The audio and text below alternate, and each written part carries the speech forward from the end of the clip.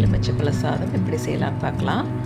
அதுக்கு ஒரு பெரிய எலுமிச்சைப்பழத்தை விதை நீக்கி எடுத்து வச்சுருக்க 2 பச்சை மிளகா பொடிசா நறுக்கிக்கோங்க, ஒரு சின்ன துண்டு இஞ்சி பொடிசா நறுக்கிக்கோங்க, கொஞ்சம் கருவேப்பிலை, அரை தேக்கரண்டி மஞ்சள்தூள், அரை தேக்கரண்டி பெருங்காயத்தூள். தாளிக்கிறதுக்கு கடுகு, உளுந்தம்பருப்பு, கடலைப்பருப்பு, சீரகம் வச்சுருக்கேன். சாதத்தை வடித்து ஆற வச்சிடலாம். இப்போ ஒரு கடாயில் 2 மேஜை கரண்டி கடலெண்ணெய் சேர்த்துக்கோங்க. எண்ணெய் சூடானதும் கடுகு, உளுந்தம்பருப்பு, கடலைப்பருப்பு, சீரகத்தை நல்லா பொரிய விட்டு சிவப்பு நிறம் ஆனதுக்கப்புறம் பொடிசா நறுக்கிய பச்சை மிளகாய் சேர்த்துக்கலாம்.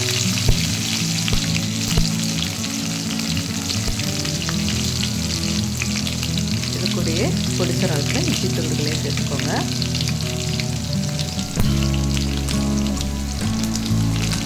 கருவேப்பிலை சேர்த்துக்கலாம்.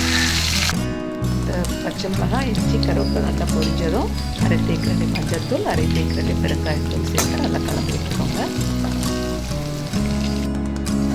இப்போ ஒரு தேக்கரண்டி உப்பு சேர்த்துக்கலாம். எல்லாம் நல்லா பொரிஞ்சிருச்சு.